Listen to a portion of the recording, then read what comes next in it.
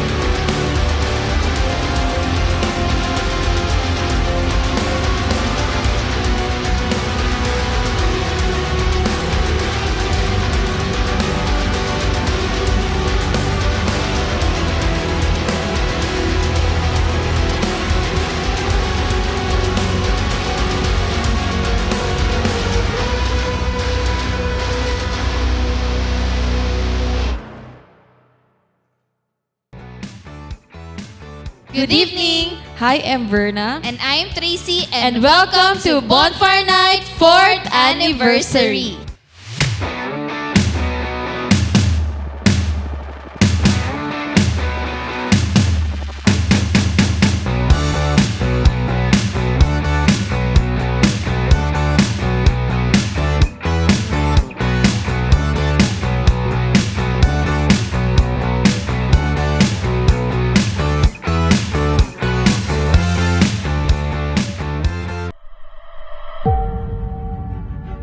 Naniniwala ko na hindi ito ang una at huli.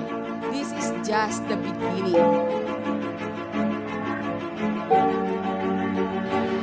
Nandito tayo, isa lang objective natin. Na sa pag-uwi natin mamaya, meron tayong tamang pananaw sa buhay at the same time, we glorify God in our lives. Kalimutan na yung lumang pagkatao. Forget your past. May mga past ka na sobrang pangit ang kwento. Huwag mo na yung hukayin. Okay? Huwag mo nang balikan. I press on toward the goal to win the prize for which God has called me heavenward in Christ Jesus.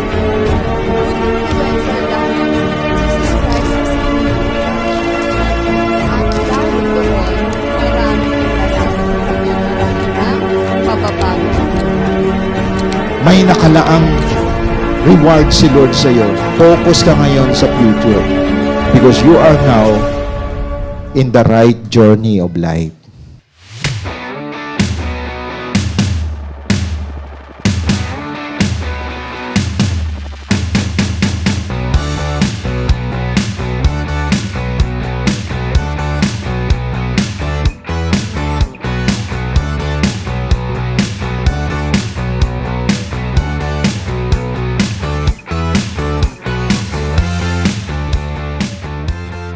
So, praise God and welcome po namin lahat na nakasama natin tonight sa ating mga pastors, mga primary leaders, mga disciples, mga magulang, and sa mga invite na nanonood ngayon live sa atin. So, itong mapapanood po natin ngayon ay special ito dahil ito po yung naganap last Sunday. So, ito yung ating first face-to-face Bonfire Night Live Anniversary. Amen to that. At dahil maraming mga bonfire night watcher din natin na malalayong lugar at hindi rin sila nakarating talaga dito sa ating face-to-face anniversary. So ginawa namin ni Sia, online din namin at mapapanood ninyo ngayon ang naganap no end message na inatid sa atin ng ating butihing pastor. So let us ready our hearts and our minds sa message na mapapakinggan natin tonight. So for our speaker, he is the senior pastor of CGS Las Piñas. Let's welcome Pastor Rami Henares Jr.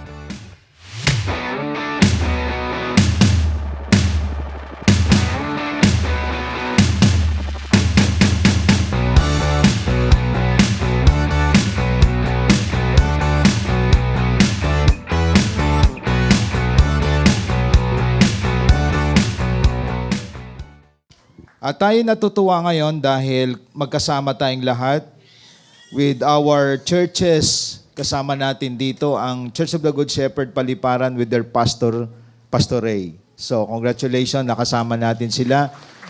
Noong time na nasa pandemic tayo, kasama sila sa ating online.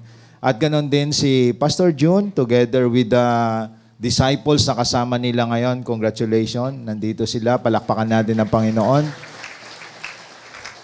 At lalo na ang CGS Las Piñas. Alam namin sumusubaybay kayo sa online at ngayon nakita namin kayo face-to-face at palakpakan ninyo ang inyong katabi. Congratulations po sa ating lahat. At atin din pong pinasalamatan yung mga nasa online platform po natin. Every Friday kasama kayo at tayo po ay natutuwa na tinawid tayo ng Panginoon hanggang sa makarating tayo sa anniversary na ito. At muli, maraming salamat at congratulations. Kayo po ay nasa tamang lugar. Nandito kayo ngayon. Kaisa kayo sa ating pag-celebrate ng ating bonfire anniversary. At we really praise God dahil maraming mga kabataan na talagang nandito hindi para maghanap ng maganda, ng gwapo, kundi upang hanapin ang kalooban ng Panginoon. Amen po ba mga kapatid? So tandaan natin, we have different motives bakit tayo nandito. At dapat dalhin natin ang ating mga sarili sa ano ba talaga ang layunin ng Diyos sa buhay ko. So may mga nanay ako nakita at mga tatay na nandito. No? So atin din pong pinasalamatan yung presence sa mga adults natin kasi kasama din po sila sa ating journey dito sa Bonfire Night. At nagpapasalamat tayo sa mga bumubuo ng ganitong okasyon bilang pasasalamat natin sa ating Panginoon. So we are here just one objective, to glorify God.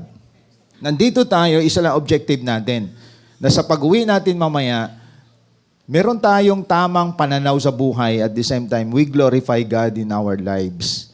At lalo na sa mga kabataan ngayon, crucial itong panahon natin. Dahil kapag hindi po tayo sumasama sa mga tamang grupo ng company, po pwedeng tayo po ay maligaw ng landas. Kaya hindi aksidente na nandito po kayo. Amen? So, alam namin nag-overflow tayo because of our place. Maliit lang siya, pero time will come, makakakita tayo na isang place na lahat tayo, more than this ang numbers natin, pwede pa po tayong lumaki. So, alam ko matitibay ang tuhod ng mga tumatayo. Okay ba yon? Ayun, nandun sila sa unahan. Okay. So again, bigyan natin ng pinakamalakas na palakpak. Ang isa lang sa dapat palakpakan, si Jesus Christ. Palakpakan natin. Sige po, palakpakan natin ang ating Panginoon.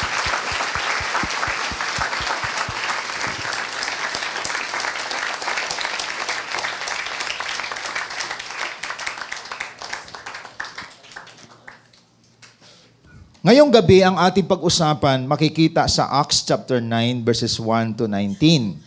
So, tingnan natin yung mga Bible natin. Ano po? So, Acts chapter 9, verses 1 to 19. Okay, kung may mga Biblia kayo, gadget, pwede nyo buksan. Alam nyo, bihira sa kabataan may Bible. Okay, so pero may mga gadget yan. Okay, so Acts chapter 9, 1 to 19. Samantala, patuloy ang pagsisikap ni Saulo na maipapatay ang mga alagad ng Panginoon. Kaya't lumapit siya sa pinakapunong pari ng mga Hodyo at humingi ng mga sulat para sa mga sinagoga sa Damasco, upang madakip niya at madala sa Jerusalem ang sinumang lalaki o babae na matagpuan niya roong kaanib sa daan ng Panginoon. Naglakbay si Saulo papuntang Damasco at nang siya'y malapit na sa lungsod, biglang kumislap sa paligid niya ang isang nakakasilaw na liwanag mula sa langit. Natumba siya sa lupa at narinig niya ang isang tinig na nagsasabi, "Saulo, Saulo, bakit mo ako inuusig?" "Sino kayo, Panginoon?" tanong niya. "Ako'y si Jesus, ang iyong inuusig," tugon ng tinig sa kanya. "Tumayo ka't pumasok sa lungsod at do'y sasabihin sa iyo kung anong dapat mong gawin." Natigilan ang mga kasama ni Saulo nang marinig nila ang tinig, ngunit wala naman silang makitang nagsasalita. Tumayo si Saulo at nang dumilat, hindi na siya makakita, kaya't siya'y inakay ng mga kasama niya hanggang sa Damasco. Hindi siya makakita sa loob ng 3 araw, hindi rin siya kumain ni uminom. Sa Damasco naman ay may isang alagad na ang pangalay Ananias. Tinawag siya ng Panginoon sa pamagitan ng isang pangitain. "Ananias, ano po yon, Panginoon?" tugon niya. "Inutusan siya ng Panginoon, pumunta ka sa kalyeng tinatawag na Tuwid, sa bahay ni Judas at ipagtanong mo ang isang lalaking taga-Tarso, ng pangalay Saulo. Siya'y nanalangin ngayon. Sa isang pangitain, nakita kanyang pumasok sa kinaroonan niya at pinatungan mo siya ng kamay upang siya'y makakitang muli." In verse 13, sumagot si Ananias, "Panginoon, marami na ang nagbalita sa akin tungkol sa taong ito at tungkol sa mga kasamaang ginawa niya sa inyong mga hinirang sa Jerusalem. At naparito siya sa Damasco, taglay ang kapangyarihang galing sa mga punong pari ng mga Hudyo upang dakpin ang lahat ng tumatawag sa iyong pangalan. Ngunit sinabi sa kanya ng Panginoon, pumunta ka roon sapagkat pinili ko siya upang ipangaral ang aking pangalan sa mga hintil, sa mga hari at sa mga anak ng Israel. Ipapaunawa ko sa kanya lahat ng dapat niyang tiisin alang-alang sa akin." Pumunta nga si Ananias sa naturang bahay at ipinatong ang kanyang kamay kay Saulo. Sabi niya, "Kapatid na Saulo, pinapunta ako rito ng Panginoong Hesus na nagpakita sa iyo sa daan nang ikaw ay papunta rito. Isinugo niya ako upang muli kang makakita at upang mapuspos ka ng Espiritu Santo." Noon day may nalaglag na tila mga kaliskis mula sa mga mata ni Saulo at nakakita na siyang muli. Tumayo siya at nagpabautismo, kumain siya at nagbalik ang kanyang lakas. Si Saulo'y ilang araw nakasama ng mga alagad sa Damasco. Now yung binasa ko mga kapatid, ngayong gabi, may connection to ngayon sa ating team. Ang ating team tonight is about create a meaningful story in your life. Bumuo ka ng isang makasaysayang kwento sa buhay mo. So all of us, may story sa life natin. Maaring ang ilan sa inyo may love story. Sino dito may love story sa buhay niya? Kakabreak lang niya ng kanyang jowa at may bagong jowa na naman siya ngayon. Ang iba naman ay may balak pang manligaw. So, iba-iba po ang ating mga story sa buhay. Ang iba dito, since birth, wala pang jowa. So, baka sabi niya, baka nandito, matatagpuan ko. So, iba-iba po ang ating mga story sa life. You have a story, I have a story. At sometimes, ang story natin maganda, pero may mga story tayo na bad story. So, maaring ikaw ngayon ay gumagawa pa ng story mo. That is why, importante ngayong gabi, mga kapatid, all of us must create a meaningful story in our life. Yung binasa ko dito, hindi ito love story. Ang binasa ko dito ay isang kasaysayan sa buhay ng isang tao na ang Diyos may plano sa kanya. Si Saulo. Si Saulo, maraming sinulat yan sa Bible. Siya ay isang persecutor ng mga tao na lumalapit sa Diyos katulad nyo. Pinapatay niya ang mga Kristiyano. So ang pangalan niya Saulo, pumapatay siya sa mga tao na lumalapit sa Diyos. Kaya mapapansin natin, importante ito ngayon ang ating pag-usapan, killer siya ng mga Christian, Pero nang nakakilala siya sa Lord, hindi siya mapipigilan kahit may balak na pumatay sa kanya. At ngayon, ang pangalan niya naging si Pablo. So makikita natin yung sequence, yung buhay ni Saulo, nung luma pa lamang ang kanyang pagkatao, at ang buhay niya na encounter si Jesus, nagkaroon siya ng bagong pagkatao. At ngayong gabi, importante sa mga kabataan, almost yung people na nandito, na kailangan, habang tumatagal ang buhay natin, we create a meaningful story in our life. Na ang buhay natin, akala natin, for the rest of our life, maging bad story siya. Pero magkakaroon yan ng tinatawag meaningful story. So, as we create a meaningful story in our life, lahat tayo nakaranas ng isang buhay na hindi okay. Because we live in our old self. That is why if we want to have a meaningful story in our life, number one, we need to destroy our old self. So we need to destroy our old self. Alam niyo bang ibig sabihin ng old self? Ang old self, kulang sa pansin. Ang old self, mga kapatid, pa-victim effect. Feeling niya biktima siya, at the same time, feeling niya inaapi siya. At ang old self, sometimes, kung hindi man siyang victim, nambubuli ng kapwa niya. Diyan ang old self. Bakit? Ang old self, mga kapatid, dapat niyong tandaan, ito yung buhay ng isang tao na alipin ng kasalanan.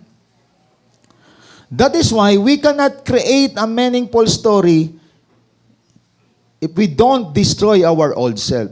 Ang old self, nagmumura. Nagmumura yan. No? Ang old self, addict yan sa online games. Yun ang old self. Ang old self, sinungaling. At ang old self, puro paganda lang yan palabas. No? Conscious yan sa sarili. Papaganda yan. Minsan, ang kilay, sumobra na. Minsan, ang kanyang mukha ay semento na. Sobra pagpaganda sa old self eh. So ano siya? Physically conscious. That's the old self. That's the old self. So minsan, ang mga lalaki, hindi na rin alam kung sino siya. So nag-make up na rin, meron na rin mga lipstick. So, may mga lalaki na gustong pumuti na rin ang buong katawan. Ibig sabihin, ang old self, conscious yan sa physical. Ayon. Conscious yan. Dahil ang old self ay self-centered. At ang old self, gusto niya palagi marami ang ma-attract sa kanya. That's the old self. At dito, si Saulo, ang buhay niya rin, may pagkainggit siya dahil marami ang lumalapit sa hindi niya kilalang Diyos. Kaya pinapatay niya ang mga Kristiyano. That's the old self of Saul. Di ba? Persecutor siya. At pwedeng meron dito na nasa old self pa rin. Mga kapatid, maybe you are beautiful outside, you are handsome outside, but you are ugly inside. Pwedeng maganda ka sa labas, pero pangit ang ugali mo sa loob. Ang hindi maganda, pangit ka na, pangit pa rin ang loob mo. Diba? Sabihin nyo sa katabi nyo, buti na lang hindi ako yan. Sabihin sa katabi nyo, mga kapatid, buti na lang hindi ako yan. Diba? Okay? So we need to destroy our old self. Ibig sabihin ng destroy your old self, you have to decide yourself. Ito yan ha, para maintindihan natin, baka ang tingin ng iba, ano ba yung ibig sabihin ng destroy yourself? Kakagating ko ba sarili ko? Sasampalin ko ba? Destroy na to, destroy. Alam nyo, may mga tao na pag pinagalitan, makinig kayo kabataan, ano? May napansin ako, may mga kabataan pag pinagalitan, sa halip na magpakababa, at humingi ng sorry, sinasampal ang sarili, pinaparusahan. Binubugbog. That is the work of the enemy. And that is the work of the old self. May kilala ba kayo na kapag ang isang kabataan ay pinagalitan ng parents, papakita pa sa parents kung paano niya parusan sarili niya. Sasampalin niya sa harap, wala kang kwenta, pak! Pak! Yan ay old self. Hindi gawa ng Diyos yan. You don't need to punish yourself. Okay? At dapat lamang natin makita, walang tamang ginagawa ang old self. That is why dito nyo maintindihan ngayon na we need Jesus Christ in order to destroy our old self. At yan ay makikita sa Galatians chapter 2, verse 20. Tingnan po natin ang ating mga Bible. Galatians chapter 2, verse 20. Anong sabi po sa Galatians 2:20? Okay, familiar tayo niyan. Iyan ay sinasabi din ng sumulat na ito, si Pablo. Galatians chapter 2, verse 20. Hindi na ako ang nabubuhay ngayon, kundi si Kristo na ang nabubuhay sa akin. At habang ako'y nabubuhay pa sa katawang lupa, mamumuhay ako sa pananalig sa anak ng Diyos na umibig sa akin, naghandog ng kanyang buhay para sa akin. So dito si Pablo, destroyer siya ng mga Christian, pero nang nakakilala siya sa Lord, itong confession niya. Sa Galatians 2:20, I have been crucified with Christ. Ibig sabihin, pinako na akong kasama ni Kristo and I no longer live. So that is destroying yourself. Hindi na ako dapat ang pasikat, ang maging sikat sa buhay ko, si Kristo. The Christ that lives in me, the life I now live in the body, I live by faith in the Son of God who loved me and gave Himself for me. So in destroying yourself, hindi ka na dapat sikat, si Kristo na sikat sa buhay mo. That is destroying about yourself. At si Kristo palagi ang iyong sinampalatayanan. That is faith in the Son of God who loved me and gave Himself for me. So dito nyo makikita ngayon, may nagmamahal sa iyo. At ang perfect magmahal sa atin, hindi yung jowa mo. Hindi mo alam, may jowa din yan. No? Manluloko yun. Si Kristo hindi kanya lulukuhin. At tandaan natin, kapag may Kristo ka, hindi ka insecure kung may jowa ka man o wala.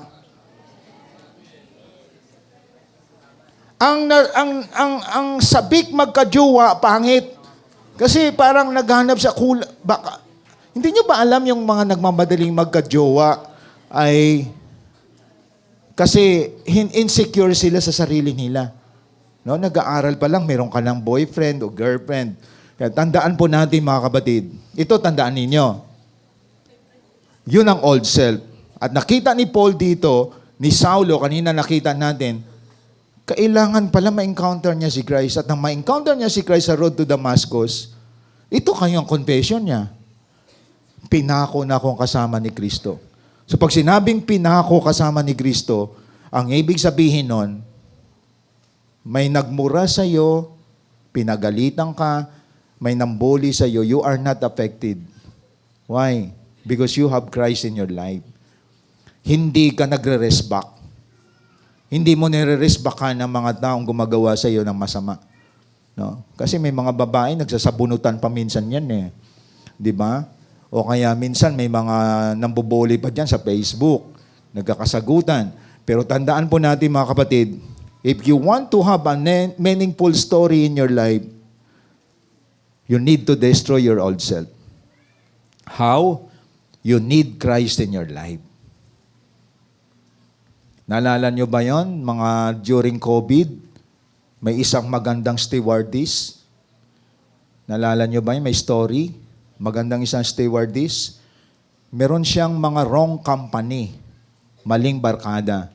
Sa isang hotel, nag-i-enjoy sila, nag-iinuman. At isa sa malungkot sa lahat, magandang stewardess ito, may mga professional siya na mga talagang may say na mga mayayamang barkada. Pero pag, I think December yan, on New Year, kinabukasan, nadatnan na lamang siya patay sa bathtub ng isang condo hotel. No? I think taga Cebu ata yun. Walang umamin na mga kasamahan. Until now, walang final say kung ano nangyari sa kanya. Dalawa lang, pinatay o namatay sa kalasingan. Dalawa yon. Pupwedeng siya ay napagtripan kasi lahat lasing. O kaya namatay siya sa sobrang kalasingan. Bakit ko binuksan sa inyo ito mga kapatid? That's the danger of living in the old self. Kapag nabubuhay ka sa luma mong pagkatao, kaya maraming kabataang namamatay dahil sa maling kasama sa buhay. Maling barkada, lumang mga barkada. At alam ninyo, kapag kayo may mga barkada na old self din ang life, hindi sila makakatulong sa iyo. Maging masaya ka, pero hindi sila dadamay sa iyo kapag napahamak ka. That is why, gusto ko sabihin sa inyo ngayong gabi, you are in the right company. Nasa tamang lugar kayo at nasa tamang tao kayo. Saan yon? Nandito kayo ngayon. You are in the right group. Because ang nililift up natin dito, isa lang, si Jesus Christ. Na bilang kabataan, if you want to have a meaningful life, you need to destroy your old self. And let Christ enter in to your life. Like si Saulo, pumapatay siya ng tao, pero na-encounter niya si Jesus Christ, binulag siya. For 3 days, bulag siya. At hanggang matagpuan niya na after that, dumating sa kanya ngayon. And that is number 2. Kapag namatay ang lumang pagkatao natin, we need to rebuild a new self. Kasi ang luma mo, pag wala na yan, may papalit yan. Hindi yan nakatiwangwang lang. Di ba ang isang bahay na gusto mong magkaroon ka ng isang bagong bahay, yung luma, sisirain. At bilang mga kabataan, kayo naman kasi mapurma, di ba? Gusto nyo palagi kapag kaharap yung crush nyo, mabango kayo. Tama? Ang anghit kaya na nagpabango ka, hindi ka naligo. Di ba? So turn off yung yung gusto mong crush, di ba? So ang gagawin mo, para medyo impressive ka, maliligo ka, tapos yung damit mo na puno ng pawis, huhubarin mo yon, maliligo ka, magsabon ka, magpabango ka, tapos kakausapin mo na yung crush mo, bagong damit, mabango pa. Sino dito sa inyo na parang ayaw ng babae sa iyo? Dahil palagi mong suot, isang linggong damit. Grabe. Kahit anong gwapo ka, kapag mabaho ka, ayaw sa iyo ng babae. Dapat, gusto mo bago. Ayaw mong isuot yung luma kahapon pa lang, kahit na yan ay isampay mo, amoy kilikili pa yan. Diba? Maraming kabataan di pa marunong sa hygiene. Akala nila okay na yon, pero hindi. Inuulit mo yung suot yung damit mo, pero yon, taglay na niyang amoy nun ng kahapon. Tapos, akala mo makuha sa pabango. Hindi. Lalong ang asim mo, mga kapatid. Now, bakit ko sinasabi to? Sa spiritual life, ang old self, hindi mo pwedeng dalhin kung may new self ka na. Kasi hindi pwedeng may Kristo ka, tapos nagmumura ka. Si Kristo kailanman hindi nagmura. Tama? Si Kristo hindi kailanman nag-online games. Kaya tandaan natin mga kapatid, you cannot join the old and the new. That is why after you destroy the old self, you need to rebuild a new self. Dapat bago lahat. Bago ang pagkatao na meron ka. Kung sinungaling ka dati, nagsasabi ka na ng totoo ngayon. Kung nagmumura ka dati, ngayon, praise the Lord ka na. Amen? Ganon ka dapat. Kung sinungaling ka, totoo na sinasabi mo. Kung dati wait ka palagi sa mga hugasan sa plato, wait lang, wait. Hanggang hindi ka binatukan ng parents mo, hindi ka gagalaw. May new self ka na ngayon. Hindi ka na nag-aantay na utusan. Yung higaan mo, dapat nililigpit yan. Naglalaba ka na din. Hindi yung magulang mo pa naglalaba, marunong ka na rin magluto. Dati ang niluluto mo lang kumukulong tubig, okay na sa'yo yon. Ngayon, marunong ka na maglaga ng itlog. Kahit paano, marunong ka na. Ngayon, gusto ko makita sa inyo, you are a model in your home. Model ka at hindi sakit sa ulo ng community. Kasi meron ka ng new self. Si Pablo, nang nagkaroon siya ng new self, na-encounter niya si Jesus Christ. Tonight, tanong ko sa inyo, gusto niyo ba ma-encounter si Christ ngayong gabi? Kasi, that's the key to have a new self. Sabi sa 2 Corinthians chapter 5, verse 17. Tingnan po natin. Alam natin lahat yan. Diba? 2 Corinthians 5:17. Therefore, if anyone is in Christ, see, the key is Jesus Christ. The new creation has come. The old self has gone. The new is here. Gusto niyo ba paglabas niyo mamaya, you are a new self? Mangyayari yung inyong hinahangad. Kaya sinasabi ko sa inyo, this is the right place and the right group. Pumunta kayo sa barkada nyo, pag-uwi nyo, lasinggera ka na. Pumunta ka sa grupo ng mga kaibigan mo, pag-uwi mo, adik ka na. At bigla ka na lang nagmura sa bahay nyo, magugulat parents mo. Dito mga kabatid, ang garantiya ko sa inyo, you listen now today, the Holy Spirit is working in your life. Pag-uwi mo, yakapin mo nanay mo. Tatay mo. Humingi kayo ng patawad. At pagkatapos, bukas din, maglinis ka ng bahay. Sino gagawin to? Pag nangyari yan, i-bless ka ng Lord. Sinong gustong mangyari yan sa buhay niya? Taas ang kamay. Ay, kukunti lang. Wow, praise God. Palakpakan natin ang Panginoon.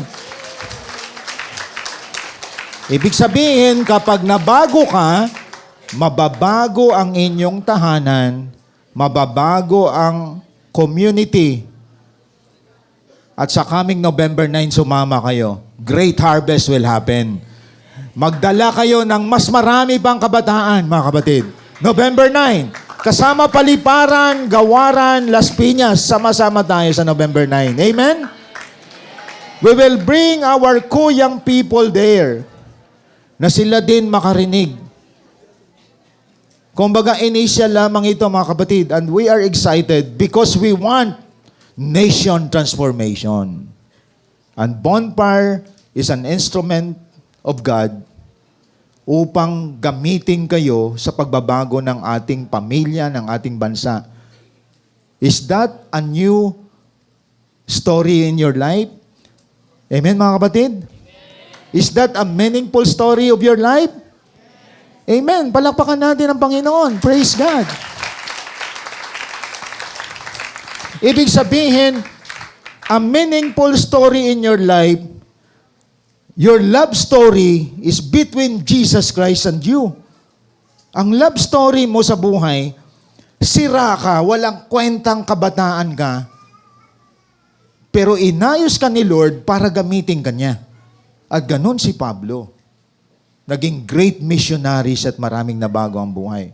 At alam nyo ba kung sino na isa sa na-convert na dinidisciple ni Paul? Si Timothy, katulad nyo, na kabataan.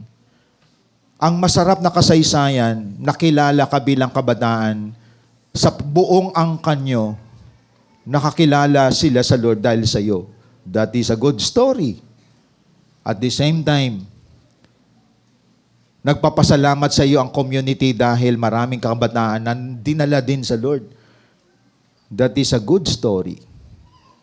Ang masaklap na story ganito. Maraming nabuntis dahil sa'yo. Ayun. Na-disgrasya mo. That is a bad story. At ang bad story sa kabataan, direktahan na tayo, makinig kayo. Nakaranas ka na ng premarital sex because of the flesh. Ano ba yan, Pastor? Libre? Hindi. Ibig sabihin ng premarital sex, hindi ka pa kasal, nakaranas ka na ng sex.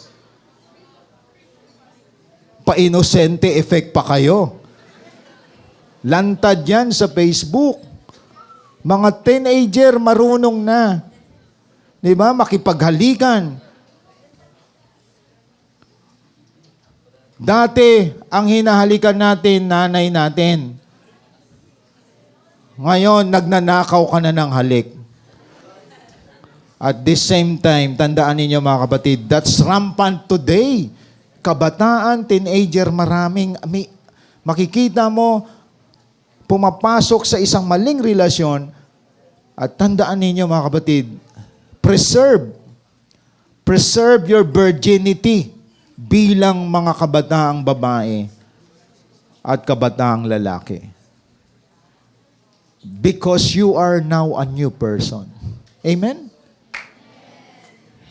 Kung nakaranas ka man ng premarital sex, pagsisihan mo yan.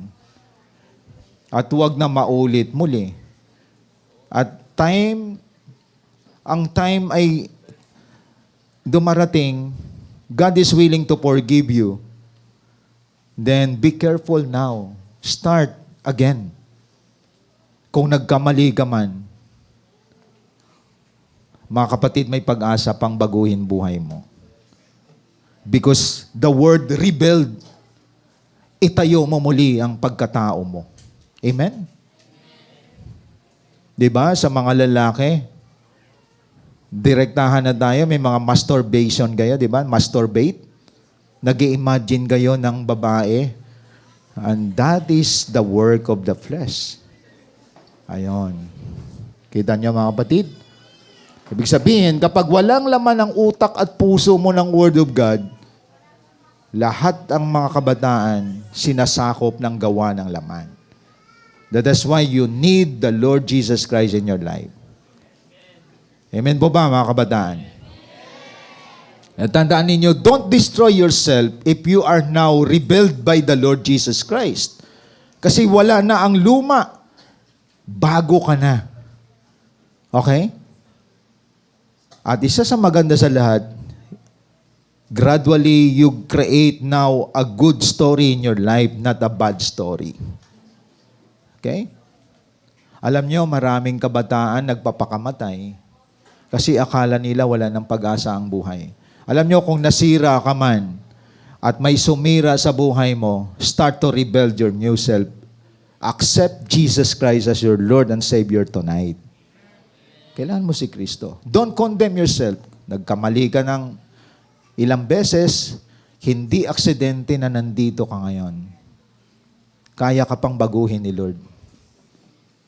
Kaya kung ikaw ay isa sa nakita mo na useless person, walang pag-asa, pinagsamantalahan ka, biro mo lalaki ka, may nagsamantala sa'yo.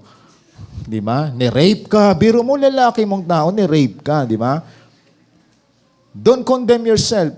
Nakaranas ka ng child abuse. But praise God, Christ will rebuild yourself again.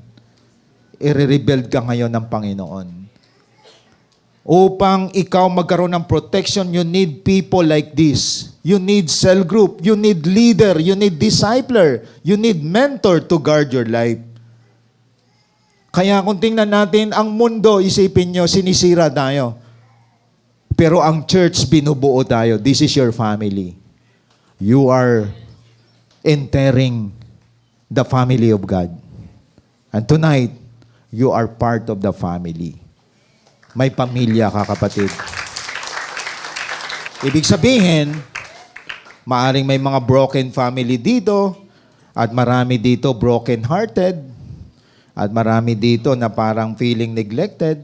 But tonight, God will rebuild yourself. Babaguhin niya yung isip mo. Don't condemn yourself.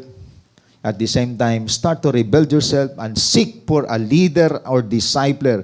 Yung nag-invite sa iyo, that is your angel from heaven. Kaya dandaan ninyo, huwag nyo siyang ibaliwala. Magpasalamat kayo sa nagdala sa inyo dito. Amen? Yakapin nyo siya maya-maya, pasalamatan nyo siya. It's not an accident na ako dinala mo dito. Sabihin mo, alagaan mo ako. Baguhin ako ng Diyos. Gamitin kanyang instrumento. Amen ba mga kapatid? Palakpakan natin ang Panginoon.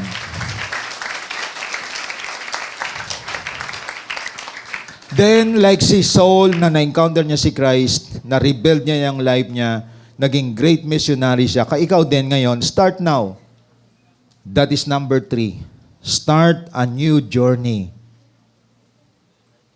Maaring sa paglalakbay mo, kasama mo maling tao, sa paglalakbay mo, maling direction, papuntang impyerno, now you have a new journey in life. And our new journey in life, ang ating love partner ngayon, si Jesus Christ. Alam nyo, pag love kayo ni Lord, naramdaman nyo yan? At kayo, love nyo siya, hindi ka magkakamali sa mga desisyon sa buhay mo. At hindi mo gagamitin puso at isip mo, gagamitin mo mismo yung salita ng Diyos. Ayun. Akala mo, yan yung girlfriend mo. Biro mo, nagkaka-break pala kayo, tapos naghanap ka ng iba pa, hanap ka ng hanap. Yung pala ang kailangan mong hanapin, si Kristo Jesus. Mga kapatid. Kasi God will be the one to provide your lifetime partner kapag si Christ ang naging number 1 mo sa buhay. Amen ba mga kapatid? So, halimbawa, yung crush mo, yung nagustuhan mo, may iba na siya. So, napapaa ka, nasasaktan ka eh. Di ba? So, kumbaga, sobra ka nasaktan dahil sila masaya, ikaw hindi. Pero alam mo, patay ka na kay Kristo. At hindi yan ang priority mo. Hayaan mo sila. Ang mahalaga, may partner ka na hindi magtataksil sa iyo. Sino yon? Si Jesus Christ. Aayusin niya buhay mo. Amen? Kasi ako naniniwala, may nakalaan si Lord sa iyo. Huwag ka magmadali. Huwag ka magmadali. At huwag ka maghanap ng maghanap. Kasi baka mali ang mahanap mo. At huwag ka matakot kung hindi mo makatuluyan. Kasi may perfect time si Lord para sa iyo. Amen?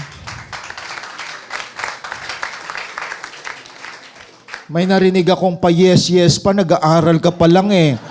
Diba? Ang pwede mag-yes yan, mga professional, yung mga pwede na. Yung pa-yes. Eh, assignment mo nga, hindi mo magawa eh. Pa-yes ka pa. Diba, kapatid? Late ka pa sa school. Diba? So kayong mga nag-aaral, actually, tapusin ang pag-aaral. Kasi ito yan, may season na puro aral. May season na dapat may hanap buhay ka. May season na rin na time na hinog ka na, pwede ka na pumasok para magkaroon ng lifetime partner. Pero dapat bumubuo ka ng disciple mo. May season yan. I-season ka pa lang ng pag-aaral. Yes ka pa. Mag-aral ka muna. Mahalin mo ang pag-aaral kasi yun ang maging future mo someday. Kapag nagkapamilya ka, professional ka na. Diba? Kasi meron dito mga engineer. Meron dito sa atin mga masasabi natin ay mga architect, mga IT. Diba? Iba dito may work na. Okay? Pero sila, ang tatalino nila magpasya sa buhay. Eh, yung mga nag-aaral sa ngayon, tingnan ninyo yung mga senior high ninyo. Diba? Gawin yung model sila. Sila nga may trabaho na, may professional na. Wala nga sila eh. Ako pa. Diba? Puro hingi pa lang ako sa parents ko. So, pa-date pa ako. Eh, ninakaw ko pala yung pera sa bahay para i-date yung babae. Hindi dapat ganon. Kasi, saan na tayo? We need to start a new journey. So pag sinabi ang new journey, naglalakbay ka ngayon. At yung journey mo ngayon, very clear. Your journey in life is to glorify God. Kaya nag-aaral ako, nagtatrabaho ako, tapat ako, kasi kasama ko ngayon sa journey si Jesus Christ. At ang journey ko patungo sa buhay na walang hanggan. Amen ba mga kapatid? Dati hindi mo alam ang journey mo, patungo ka pala sa impyerno. Now, start a new journey. Kaya nga sinabi ni Paul sa Philippians 3:13-14, kung tingnan po natin, hindi ka suntok sa buwan. You know your direction in life. You know your goal. You know your purpose. Amen mga kapatid? Alam nyo, hindi maganda sa kabataan, yung niyayaya siya ng kanyang kaibigan, sama lang siya ng sama. Sama ka? Sige. Sama ka? Sige. Yung mahilig pa libre, yung pala mag-aakyat bahay sila, magnanakaw, sama din siya. Akyat tayo dito. New journey sa life to. Hanggang sa nakulong ka. O kaya, test natin to. Journey to, experience lang to. No? Na-high ka na? Oh. So, makikita ninyo, ikakapahamak natin to. Pero iba ang journey natin kapag may Jesus Christ. Kaya ako, mga kapatid, paalala ko sa inyo, treasure nyo tong gabi na to. It is not an accident. Biro mo, taga-paliparan, dinala kayo ni Pastor Ray. Pwede nyo i-restore ulit ang inyong fire. Gawara, nandito sila Pastor John. Yung mga taga Las Piñas na nandito, huwag natin iasa sa ating kapitan ang pagbabago ng komunidad natin. Pag nagbago ka, mababago ang ating komunidad. Wala nang gumagalang kabataan nakashort dyan mamayang 12:00 ng gabi at pakinding-kinding na naglalakad. Diba? Wala na. Kasi isa ka na sa natutulog ng maaga sa bahay nyo. Amen ba yun, mga kapatid? Diba? Wala nang gumagala ng mga babae dyan. Okay? Wala nang lumalabas ng mga naglalasing na kabataan. Kasi isa ka na sa binago ni Lord, bago na journey mo sa buhay. Okay? Kaya tingnan natin, Philippians chapter 3:13-14. Anong sabi diyan? Brothers and sisters, I do not consider myself yet to have taken hold of it. But one thing I do, forgetting what is behind and straining toward what is ahead. Kalimutan na yung lumang pagkatao. Forget your past. May mga past ka na sobrang pangit ang kwento. Huwag mo na yung hukayin. Okay? Huwag mo nang balikan. I press on toward the goal to win the prize for which God has called me heavenward in Christ Jesus. Praise God. Ibig sabihin, ibaon mo na yung nakalipas mo at huwag mo yung balik-balikan. May nakalaang reward si Lord sa iyo. Focus ka ngayon sa future because you are now in the right journey of life. Amen ba mga kapatid? Huwag kayong padaya na ma-recall mo yung nakaraan mo na pwedeng hilahin ka pabalik. Ngayong lahat ay bago na. You have now a new journey of life, mga kapatid. Huwag mo reviewin yung mga past mo na hindi nakakatulong sa iyo. Sabi ni Paul, I press on toward the goal to win the prize. Dapat forward-looking tayo. Hindi tayo backward-looking. Yung bang magpapatugtog ka ng mga music, pagkatapos nilay-nilayin mo yung nakaraan yung dalawa. Tumatakbo kayo sa dagat, may naghahabulan kayo, nagkukurutan, at habang nakikinig ka sa mga musika, mga kapatid, batukan mo sarili mo. Gising, hindi ko na maibalik ang nakaraan. Bago na ako. Nakapokus na ako sa hinaharap. Amen, mga kapatid? Palakpakan natin ang Panginoon. Palakpakan natin si Lord. Kaya tonight, you are the one who can create a meaningful story of your life. Amen? Walang meaningful story kapag hindi included si Jesus Christ. Kaya ang story mo tonight, isulat mo to. Isulat mo to sa buhay mo. Kung meron kang diary, my first encounter with Christ tonight. may nag-invite sa akin sa bonfire. And my new love partner in life is the Lord Jesus Christ. Amen? Siya ang bubuo muli ng pagkatao mo na sinisira ng kaibigan mo at ng mundo at pandarayan ng mundong ito. Kaya sa ating pagtatapos, nais kong iwan ito sa inyong lahat. Live a distinct and purposeful life here on earth by giving all the glory to God. So, itong maging target nyo. Maging iba ka sa lahat. At dapat may kahulugan na buhay mo. Ang buhay mo, hindi na yung piniplease mo mga barkada mo, kaibigan. Isa lang. All for the glory of God. You know why? Life is short. Therefore, make a lasting difference for God's glory. Lord, dapat natutuwa ka na sa buhay ko kahit kabataan ako. Maging masunurin ka sa parents mo, mag-aral ka ng mabuti. Kung nag-work ka man, huwag ka maglustay ng kinikita mo. Mag-ipon ka, magpa-disciple ka, sumunod ka sa mga taong, mga right people, at huwag kang makinig sa mga maling tao. Huwag kang makinig sa mga mockers. May kaibigan kang mockers, backbiters, don't place them. Start to cut your relationship with them. Pero kung strong person ka, baguhin mo buhay nila because you have Jesus Christ in your life. But don't allow yourself to be influenced by them. Kasi may mga kaibigan kayong mali. Nahiya ka lang na sila'y layuan kasi kakantsawan kanila, bubulihin kanila. But be strong. You have Christ. Tonight, start now to build principle in your life. Maprinsipyo kang tao o babae ngayon na base sa salita ng Diyos. Marunong kang magsalita ng no at marunong kang magsalita ng yes. Okay? Amen ba mga kapatid? Pare, isang isang tungga. You say no. You say no. That's simple. You have the principle in life. Pag kinantyawan ka, start now na mag-walk out. Okay? Hindi ka matatakot kahit kantyawan ka. Nagko-compromise kasi ang ibang kabataan pag kinantyawan. Ano ka, bading? Magpakalalaki ka naman. Anong gagawin mo ngayon? Iinom ka din ng alak kasi kanila kinakantyawan eh.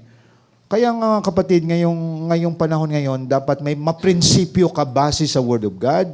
May paninindigan ka because you are now in a right journey. May mga magkakantyaw sa iyo. Baka paglabas dito, kakantyawan ka ng mga kaibigan mo. Hindi sila makakatulong sa iyo. It's about time na ikaw may paninindigan sa sarili mo, alam mong tama at mali. Hindi ka dapat nagko-compromise kasi takot ka mawala sila. Papalitan ni Lord ang mga old friends mo ng new friends. At nandito ngayon yan, mga kapatid. Amen po ba? Palakpakan natin yung nag-imbita sa atin. Sino yung nagdala sa atin ngayong gabi dito? Praise the Lord. Pasalamatan ninyo sila mamaya, mga kapatid. Ngayong gabi, naway marami tayong natutunan. Alam niyo ang mensahe ngayong gabi, direct ito sa karamihang kabataan. Dahil kailangan natin ng kabataang dinidisciple, kabataang masunurin, dahil may pag-asa pa ang ating komunidad at ang ating bansa. Kung kayong mga nandito, magsimula sa inyo ang bagong pagkatao at bagong journey sa life at marami kayong dalhin patungo sa Lord. That is a meaningful story of your life. Amen? Kasi mga kapatid, bago ako mag-close, subok na yan. Maraming mga mayayaman at sikat na mga kabataan na ang ending ng life nila, sinasabi nila, my life is empty hanggang na-encounter nila si Jesus Christ. Kaya tandaan nyo to, huwag na kayong mangarap mag-artista. Kasi marami dyan nasira buhay. Ang pasikatin nyo, hindi sarili nyo. Pasikatin nyo si Christ sa buhay nyo. Then God will lift you up. Amen, mga kapatid? Are you blessed tonight?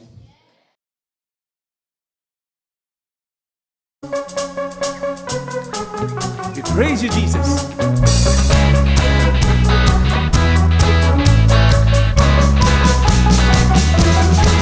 I'm alive, 'cause Jesus gave me life. He opens up my eyes. I can see clearly now. Whoa, everybody dance now. Whoa, everybody give it up for Jesus. Give him glory, for he has redeemed us. Everybody give it up for Jesus. Praise his name. Whoa.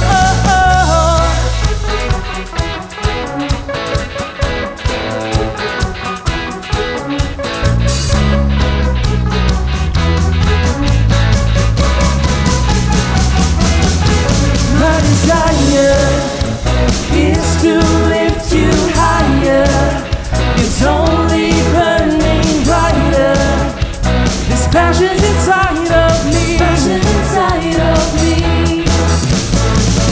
Whoa, everybody dance now.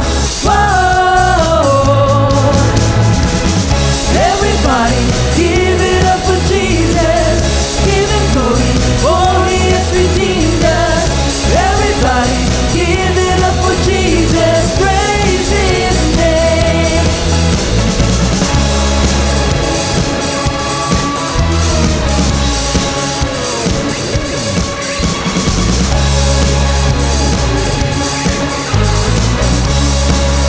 Let's declare.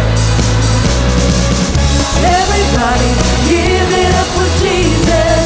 Give him glory, for he has redeemed us. Everybody give it up for Jesus. Praise his name. Whoa.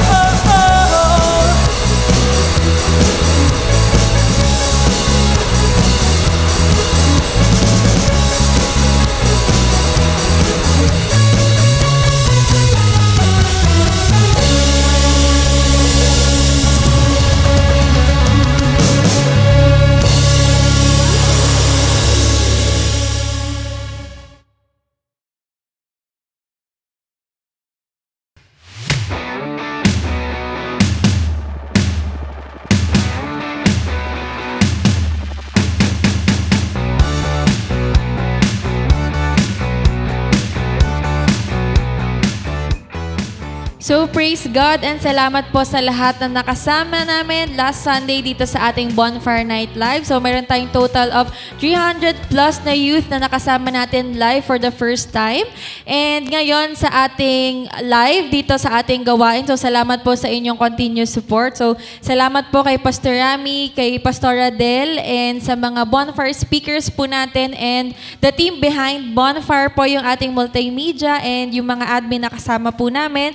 So we pray na mas lalo pa pong humaba at tumagal yung ating gawain at marami pa tayong tao na mabless through our platform, itong Bonfire Night every Friday. So continually, we encourage everybody na patuloy niyo pong suportahan ang ating CJS Philippines Facebook page, ang ating CJS Philippines Bonfire Facebook page, yung ating YouTube channel, TikTok, and Instagram. Itong mga social media accounts po natin, let us make sure na minamaximize natin ito all for God's glory. Amen to that. And we also encourage everyone sa darating na Sunday online simbahay. So patuloy po tayong mag-rally ng ating invitation. Sabado pa lang, andun na yung nirarally talaga natin at ini-invite na natin ang ating mga friends, family, and colleagues para sila rin po ay makarinig ng message on Sunday na ihahatid sa atin ng ating butihing pastor, Pastor Rami Henorius Jr. So, thank you and God bless.